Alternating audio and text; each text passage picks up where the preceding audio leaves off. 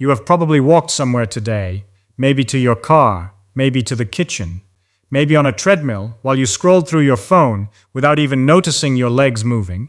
And here is the strange part that almost nobody stops to think about. Your legs have been moving your entire life, and for most adults, they are quietly getting weaker every single year anyway. Walking 7,000 steps or 10,000 steps, or however many your watch tells you to hit, feels like it should be building strong legs. It feels productive, it feels healthy, and it is healthy. But building leg strength is a different biological process than walking triggers. And there is one specific exercise that a growing body of exercise science research shows builds real functional leg strength faster than walking ever will. Not because walking is bad, but because your muscles respond to a completely different signal than the one walking sends them. And once you understand what that signal actually is, you will understand exactly why this one movement outperforms your daily steps by a wide margin.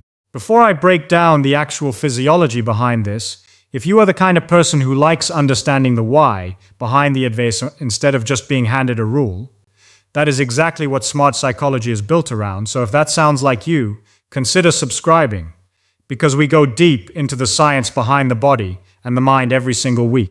Let me start with a question most people never actually ask themselves, which is why walking? Something humans have done for hundreds of thousands of years. Something so central to human movement that entire fields of anthropology study it, does not reliably make your legs stronger the way lifting something heavy does. And the answer comes down to a concept in exercise physiology called intensity relative to capacity. Your muscle fibers are not one single uniform tissue. They are made up of different fiber types, primarily type 1 fibers, which are slow twitch, fatigue resistant, and built for exactly the kind of low-intensity repetitive activity that walking represents, and type 2 fibers, which are fast twitch, capable of producing far more force, and almost entirely responsible for the strength and power that lets you stand up from a low chair without using your hands, climb a steep set of stairs without getting winded, or catch yourself if you trip. Walking at a normal pace recruits mostly type 1 fibers because the force demand per step is low. Your body is efficient. It will always use the minimum muscle activation necessary to accomplish a task, and walking simply does not require enough force output to meaningfully recruit type 2 fibers, which means no matter how many miles you walk, you are training endurance and cardiovascular capacity, which absolutely matters, but you are barely touching the fibers responsible for raw leg strength. This is where the exercise science becomes genuinely useful instead of just theoretical. The American College of Sports Medicine, which sets the research-based guidelines that most physical therapists, trainers, and physicians reference, states that meaningful strength adaptation requires working at somewhere around 65 to 85% of your one repetition maximum, meaning a percentage of the heaviest single effort your muscle could produce. Walking uses a small fraction of that capacity for almost anyone who is not severely deconditioned, which is precisely why someone can walk 5 miles a day for years and still struggle to get up off the floor without pushing off with their arms. The muscle simply was never asked to produce enough force to adapt in the way strength requires. Mechanotransduction is the biological term researchers use for how muscle cells sense mechanical tension and convert it into the cellular signaling that eventually leads to strength and growth. And Dr. Stuart Phillips, an exercise physiology researcher at McMaster University who has spent decades studying how muscle responds to different types of loading, has published research showing that the tension placed on a muscle fiber, not simply the number of times it contracts, is one of the primary drivers of the signaling cascade that leads to adaptation. Low tension repeated thousands of times, which is essentially what walking is, produces a very different and much weaker signal than higher tension applied through a smaller number of repetitions. So now let me actually introduce the exercise, because everything I just explained exists to make this next part make complete sense. Instead of sounding like an arbitrary recommendation, the single exercise that strengthens your legs faster than walking is the weighted step up. And I want to be specific about what that means. You find a stable elevated surface, a sturdy bench, a box, or even the bottom step of a staircase works. If you are just beginning, you step your entire body weight up onto that surface using one leg, driving through the heel of the working leg until you are standing fully upright on top, And then you control your way back down with the same leg, and you repeat that on both sides. What makes this movement so mechanically different from walking is not the motion itself. Walking and stepping up look somewhat similar on the surface. It is the load and the leverage. When you walk, your body weight is distributed, and momentum carries you forward with relatively low peak force through any single limb. But when you step up onto an elevated surface, one single leg is responsible for lifting your entire body weight against gravity through a large range of motion. Research published in the Journal of Strength and Conditioning Research using electromyography, which measures the electrical activity and therefore the recruitment level of a muscle during movement, has consistently shown that step-up variations produce substantially higher quadriceps and gluteal activation than walking or even jogging at a comfortable pace. Because the working leg during a step-up is handling something close to your full body weight in a single repetition, which immediately pushes the exercise into a force range high enough to recruit those type 2 fast-twitch fibers that walking almost never touches. If any of this is landing for you and making you rethink your daily walk versus actual leg training, drop a comment and let us know what your legs feel like after a long walk versus a hard set of step-ups. It genuinely helps this channel when you engage. And it helps us know what to cover next. There is also an eccentric component to the step-up that deserves its own explanation. Because it might be the most underrated part of why this exercise works so well. Eccentric contraction happens when a muscle is lengthening under load, which in a step-up is the controlled lowering phase back down to the ground. Research on eccentric training, including work associated with strength and conditioning researcher Brad Schoenfeld, who studies the mechanisms behind muscular adaptation, has found that eccentric loading produces disproportionately high mechanical tension relative to the effort it takes. And higher mechanical tension is one of the primary triggers your body uses to decide that a muscle needs to become stronger. Walking contains almost no meaningful eccentric loading of the quadriceps or glutes. Your legs are essentially cycling through a smooth, low-tension pattern with every step, but the step up forces your working leg to control your entire body weight on the way down. Every single repetition, which means every repetition is doing double duty, building strength on the way up through concentric force production, and building strength again on the way down through eccentric control. This is part of why a relatively small number of step-ups per leg can produce a stronger training stimulus than an hour of walking. The total mechanical tension experienced by the muscle across 10 controlled step-ups can exceed what that same muscle experiences across several thousand steps of walking. There is also a functional and unilateral component that matters a great deal, especially as people move through their 30s, 40s, 50s, and beyond. Walking is a bilateral pattern, in the sense that both legs are constantly sharing the work, and your body is naturally stable because you almost always have some part of at least one foot in contact with the ground. The step-up is fundamentally a single leg exercise, which means each leg has to independently generate enough strength, balance, and stability to lift and lower your entire body weight without help from the other side.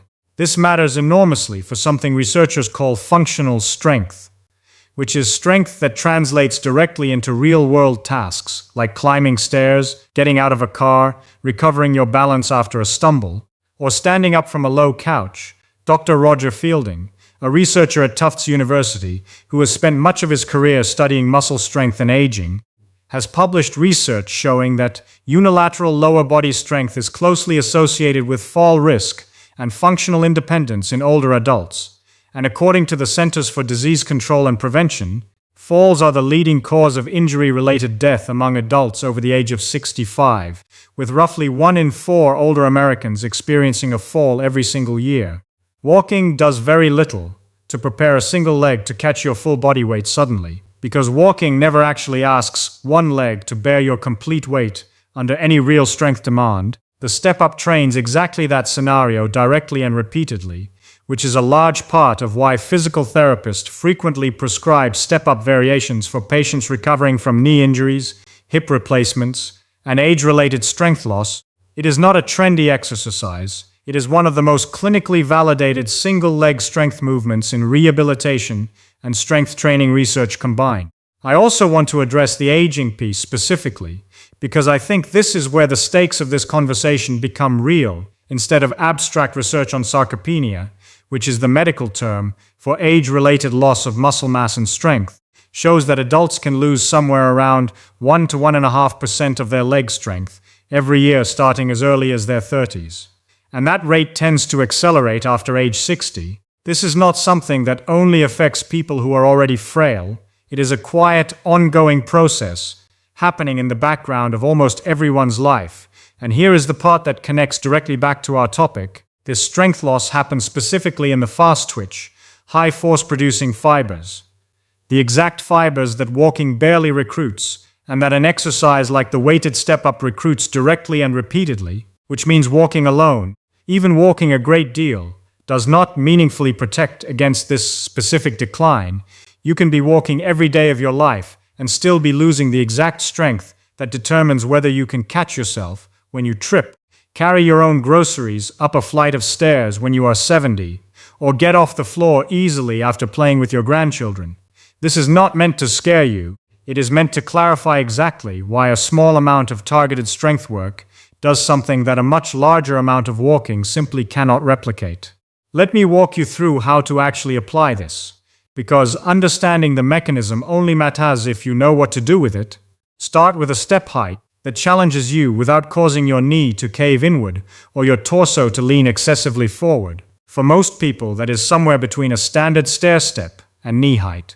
Stand tall, place your entire foot flat on the elevated surface, drive through your heel rather than your toes to emphasize the glutes and quadriceps properly.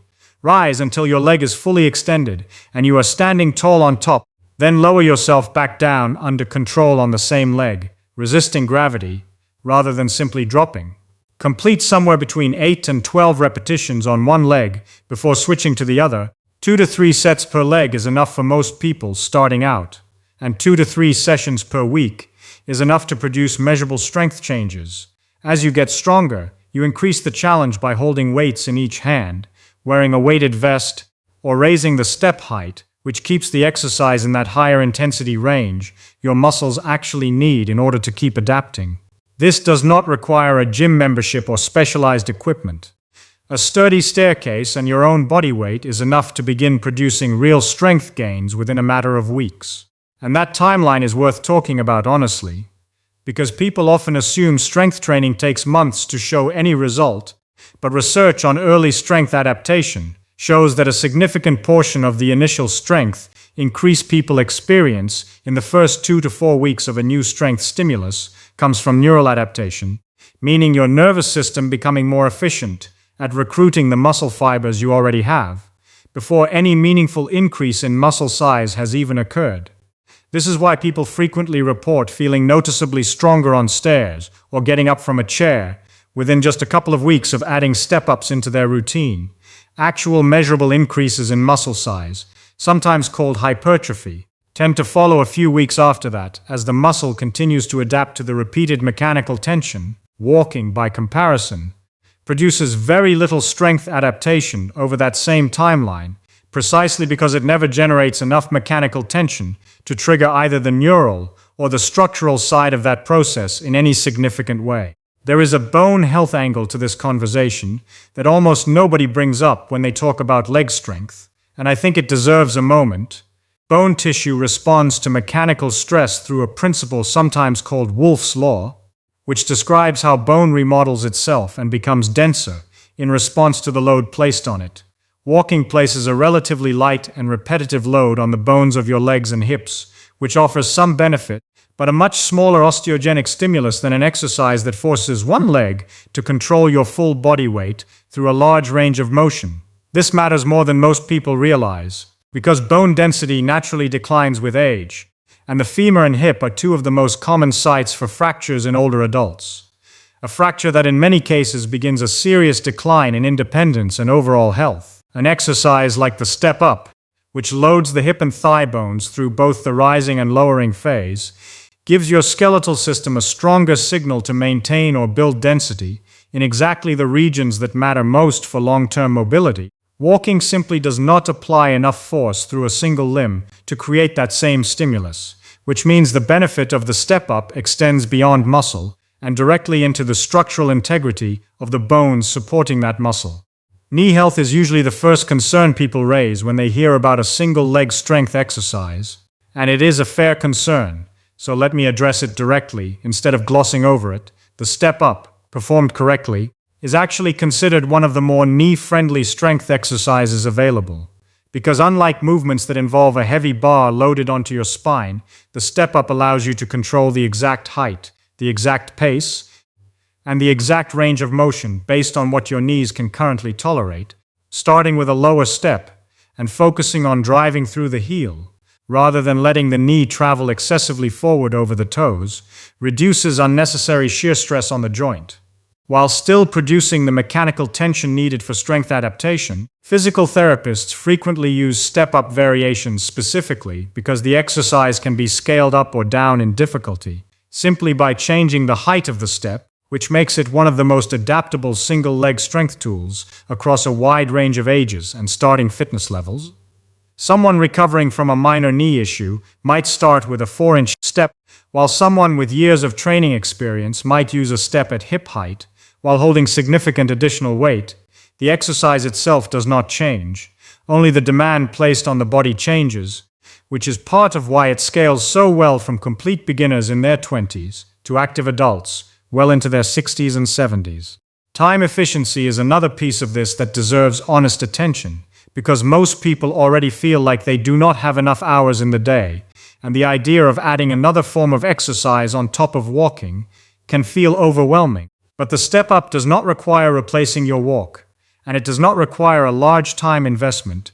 2 to 3 sets of 8 to 12 repetitions per leg takes somewhere around 10 to 15 minutes, including rest between sets, 2 to 3 times a week, which totals somewhere around 30 to 45 minutes of total training time across an entire week. Compare that to the hours of walking that would be required to produce even a fraction of the same strength stimulus, and the efficiency gap becomes obvious. This is not a call to abandon your daily walk. Your cardiovascular system, your joints, and your mental health all benefit from that habit and should keep it.